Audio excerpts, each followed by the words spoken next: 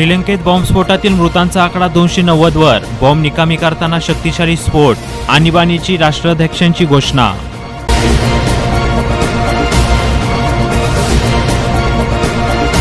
चौकीदार ही चोर है या वक्तव्याबाबत काँग्रेस अध्यक्ष राहुल गांधी यांनी सुप्रीम कोर्टात दिलगिरी व्यक्त केली.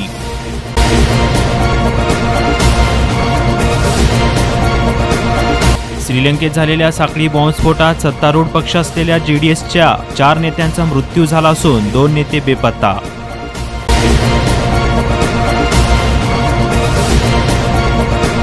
तिसऱ्या टप्प्यासाठी आज राज्यातील 14 मतदारसंघांमध्ये मतदान होत आहे. पश्चिम आणि उत्तर महाराष्ट्रातील जागांचा प्रामुख्याने समावेश.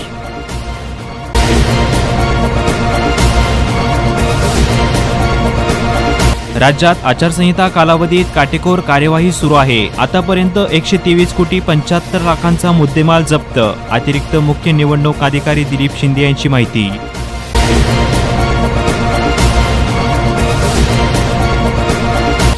पुण्याला जाणारी हुतात्मा इंटरसिटी एक्सप्रेस ही आता 22 डब्यांची झाली आहे. या वाढलेल्या डब्यांमुळे नियमित प्रवास करणाऱ्या हजारो प्रवाशांची झाली सोय.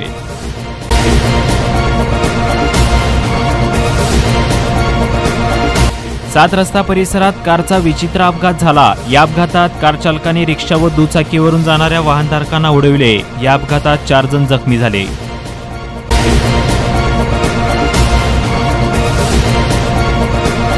डॉक्टर बाबासाहेब आंबेडकर यांच्या मूर्ती प्रकरणी नगरसेवक आनंद चंदनशिवे यांच्यावर गुन्हा दाखल. चंदनशिवे यांनी व्यक्त केली दिलगिरी.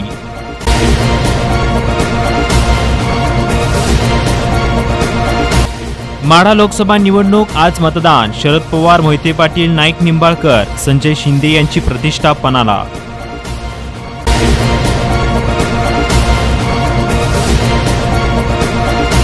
चेन्नई सुपर किंग्सचा कर्णधार महेंद्रसिंग धोनी यांनी रॉयल चॅलेंजर्स बेंगलोर विरुद्ध झालेल्या रोमांचक सामन्यात दिलेली झुंज अयशस्वी.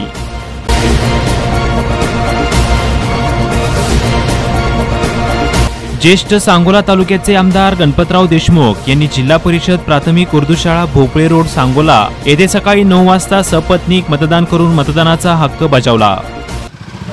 सांगायला आचारसंहिता आहे.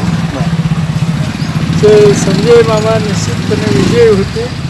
किती मतानं विजयी होते ते 23 मे पर्यंत थांबा.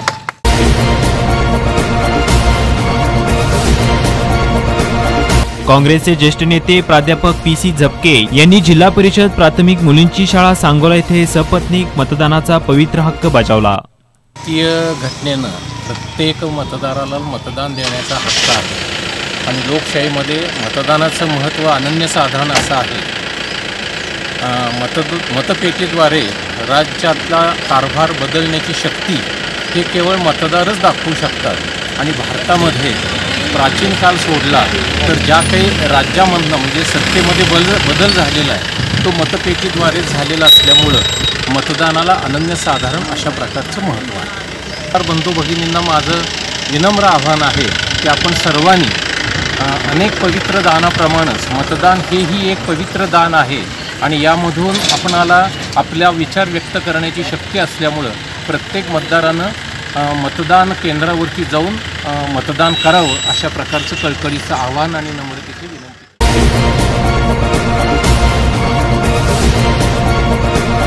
सांगोला तालुक्यात मतदान प्रक्रिया सुरळीत सुरू झाली असून उन्हाचा त्रास होऊ नये यासाठी मतदारांनी सकाळच्या वेळी आपला मतदानाचा हक्क बजावताना दिसत आहे.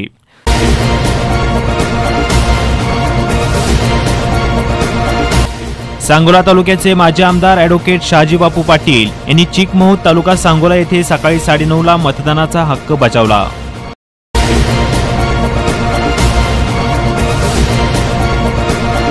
राष्ट्रवादीचे जिल्हाध्यक्ष दीपक साळुंके पाटील यांनी जवळा तालुका सांगोला येथे सहकुटुंब मतदानाचा हक्क बजावला. हा भाग ग्रामीण भागाचा मतदारसंघ आहे. या मतदारसंघामध्ये ग्रामीण भागातल्या जनतेनं यावेळेला गेल्या 5 वर्षाच्या काळामध्ये ज्या पद्धतीने या सरकारनं काम केलेलं आहे त्याविषयी प्रचंड नाराजी असल्यामुळं आमचे लोकसभेचे उमेदवार संजय मामा शिंदे हे चांगल्या मतानं विजयी होतील अशी मला निश्चितपणानं खात्री आहे.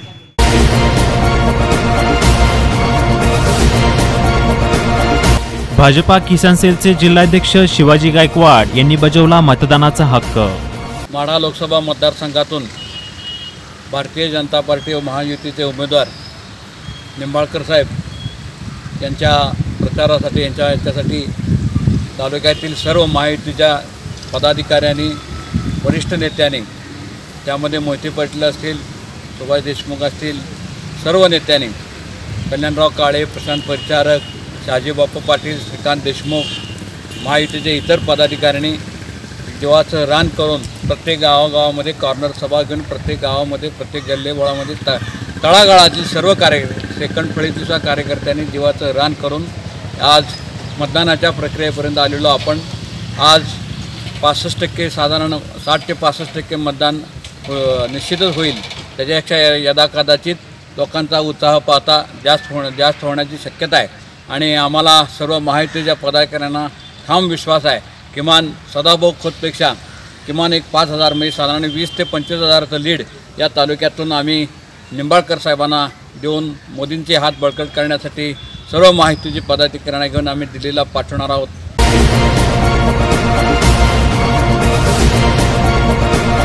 आमदार बबनराव शिंदे यांनी केले सहकुटुंब मतदान. मतदारामध्ये अत्यंत उत्साही वातावरण आहे आणि लोकसभेसाठी उभा राहिलेले उमेदवार संजय मामा शिंदे हे प्रचंड मताने निवडून येतील.